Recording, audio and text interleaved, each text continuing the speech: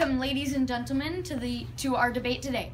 The subject will be that animal products are ethically, nutritionally, and environmentally bad.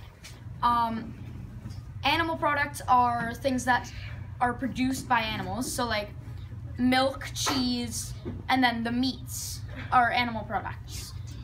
Jenson and Chris will be debating that animal products are bad, and Ronald and Benny will be debating that they are not. Wait, what? Okay, so we, since the very first day of humanity, were born to eat meat. Nature had intended for us to consume it. And I mean, we weren't alone in this. Animals around the world depend on meat to survive. Meat is nutritious. It's a very important source of protein. It contains minerals such as zinc or iron, and essential vitamins like vitamin B12 that you couldn't find in plants, which is good for your brain. Now, I know that killing animals doesn't exactly sound nutritious, but I mean, cows produce enough CO2 in the world to contribute to global warming, and so to all those vegans and vegetarians out there who think meat is bad for the environment and whose go-to foods are almonds, well, did you know that to produce one almond, you need 1.1 gallons of water? So just imagine how much water is spent into producing these almonds each day for us consumers and customers. So, should we eat meat? Well, yeah, I think we definitely should. Thank you. Thank you, Benny.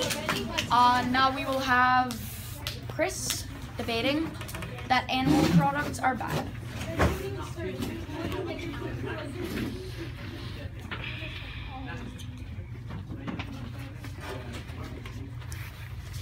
Okay, first off, environmentally. Animal agriculture is bad for our planet and our future as a whole. Nearly half of all the fresh water in the US goes to raising animals for food. Secondly, 80% of all agricultural land in the US is used to raise animals for food and food necessary to feed them. That leaves only 20% for everything else, and I don't think animal products are 80% of your plate. It is also more land efficient to be vegan than to eat meat. Specifically, it takes around 20 times more land to feed a meat eater than it does a vegan. As for climate change, animal agriculture is the #1 producer of methane gas. If you didn't know, methane is 84 times as efficient compared to carbon dioxide at trapping heat in our atmosphere. It is also more carbon friendly. To produce 1 calorie of animal protein requires 11 times the amount of carbon dioxide output as it does for 1 calorie of plant protein. And animals can also produce what are basically manure lakes that render that land useless and can further pollute rivers, which make the water situation even worse. In fact, the UN says that a global shift towards a vegan diet is necessary to combat the worst effects of climate change. And you heard Benny say that it takes a lot of water to produce foods that vegans and vegetarians eat. However, it takes even more to produce animal products. It takes 683 gallons of water to produce 1 gallon of milk. It takes over 2,400 gallons of water to produce 1 pound of beef or a 16-ounce steak. The estimate is that if you go vegan, you save around 219,000 gallons of water a year per person. It is very clear that if you want to solve both world hunger and having water for everyone, this needs to be one of many steps we need to take. In addition, over 90% of all Amazon rainforest land cleared since 1970 is used for grazing livestock. So eating meat is contributing to a future Amazon desert. Commercialized fishing methods also needs to be brought to attention. It damages the seafloor, kills thousands of dolphins, sea turtles, sharks, and other animals.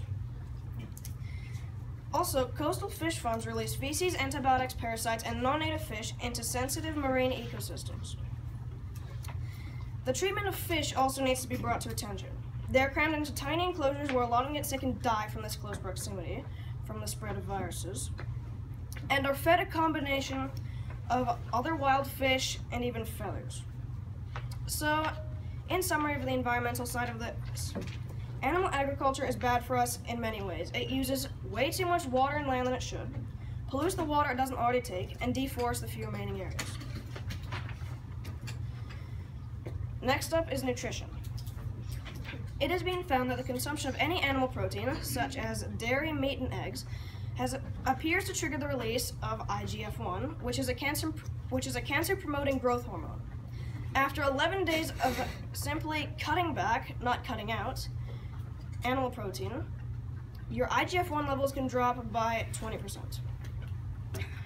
Next, researchers studied vegetarians and then vegetarians that started eating meat again, and they found that once they started eating meat, their chances of developing heart disease went up by 146%, stroke by 152%, and diabetes by 166%. Meat eaters' lifespans have also been found to be, on average, 3.6 years shorter than vegetarians. Results from 2 studies done by Harvard University found that the consumption of meat, even after weight, age, and other life and dietary factors were taken into consideration, that there are increased links. Meat has increased risk of cancer, heart disease, so there is something harmful about the meat itself. Another study involving 545,000 men and women done by the National Institutes of Health and the American Association of Retired Persons found the same result, and they also took into consideration the other differences. Next up is dairy. Such a staple food option and ingredient. Aside from the ethics, what's the problem?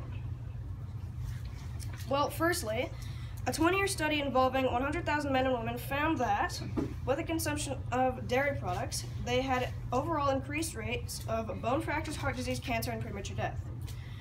But you may have heard that milk strengthens your bones because of the calcium in it. Well, first off, there's no evidence for that. And secondly, to be more specific, it is because there is a component in the milk that basically stops the calcium from being absorbed and used. Finally, eggs. A large concern with eggs is that they can be contaminated very easily with salmonella. It is the top cause for food poisoning-related death. Salmonella can even survive scrambled, over easy, and sunny-side-up preparation methods. In fact, this is such a problem that over 500 million eggs were recalled due to contamination with salmonella. Even if you get past this and don't get food poisoning, there are still very high levels of cholesterol. If you eat 2 eggs, that is more than enough to surpass the daily recommended amount of cholesterol. High levels of cholesterol contribute to non-alcoholic fatty liver disease and more. Wouldn't you make just one change in your life to save animals, our bodies, and the earth? I would. And to be honest, if we as a society aren't really willing to make just one small sacrifice, that could be a bigger problem. Thank you. Thank you, Chris. That opened up my eyes to a lot of things. Now let's have the world-renowned Ronald come up and debate.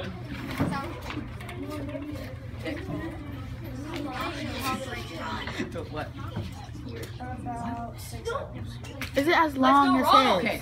The first reason why I think we should be eating meat is because, do you know that if you had a serving of meat and a serving of vegetables, the same gram-wise, you would have more protein in the meat than the vegetables. You could be saying as well you could have more vegetables, but at a certain limit you will start to get full, and in the end you won't have enough protein. The second reason why I think you should be eating meat is because steak, in this case, contains 2 very important vitamins for the human body. One of them being zinc, and the other one being iron. Now you could say for vegans and vegetarians they could take supplements like pills, but that is a little bit much of a hassle, and when you're eating meat it just kind of goes in there itself. The third reason why I think that we should be eating meat is because, did you know that if all the crops in the world right now produce, they use more water than cows do pollute the air? And that was my reasons why we think we should be eating meat.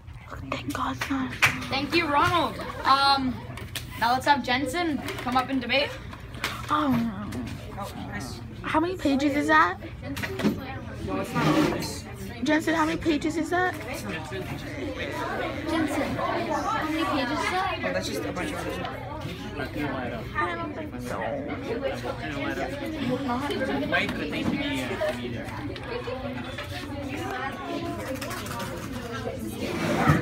do you measure?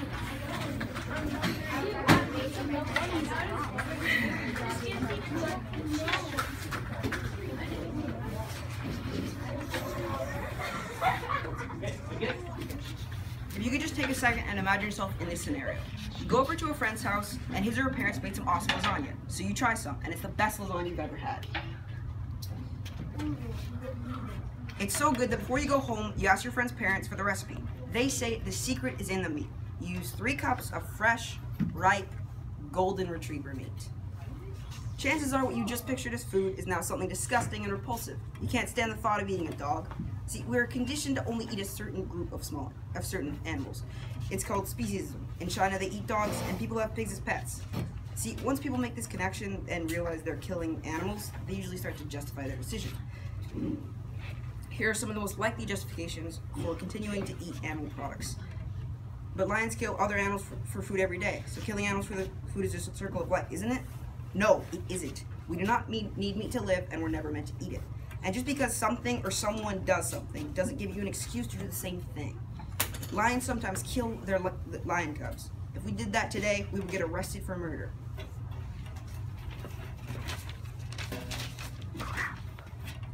A very common justification as well, meat is our main source of protein, and without meat we would be protein deficient. With black being non-vegetarian on the chart, and white being strict vegetarian or vegan, the grams of protein, that's the daily recommended minimum requirement. The largest study in history of those eating plant-based diets compared the nutrient profiles of about 30,000 non-vegetarians to about 5,000 vegans. On average, vegetarians and vegans get 70% more protein than they need every day. Another justification as well, a diet without animal products isn't good. You don't get enough B12, calcium, iron, omega-3 fatty acids, and other stuff. I quote the American Dietetic Association.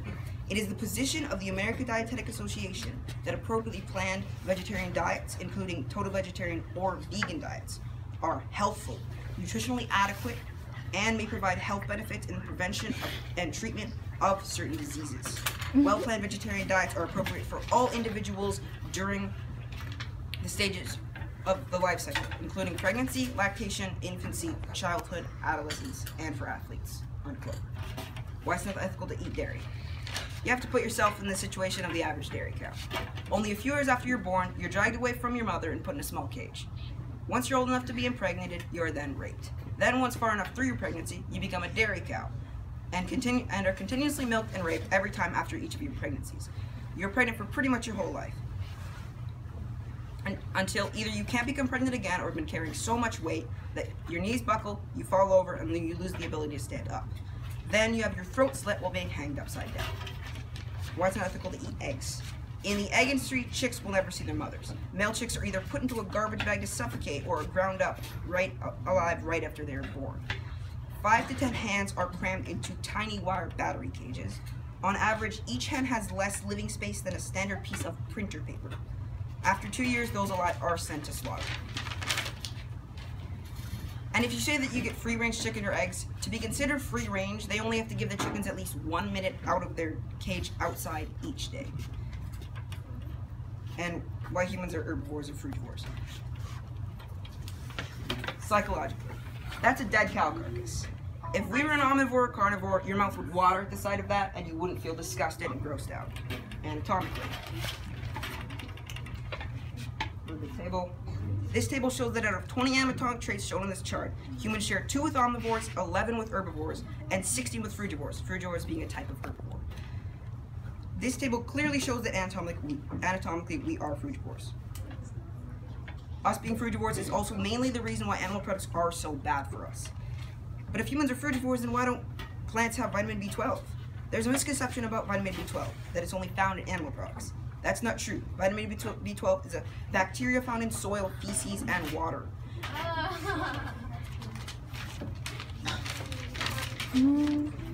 But since we filter and wash everything these days, and because our soil is way less nutrient dense than it used to be, it is way harder to get it from plants. But then how would you get it? Supplementation, the same way as almost every farm animal you eat. And making the argument that we eventually evolved to eat animals' products isn't a very good one. If we adapt or evolved into omnivores, then 90% of choking deaths wouldn't be from meat.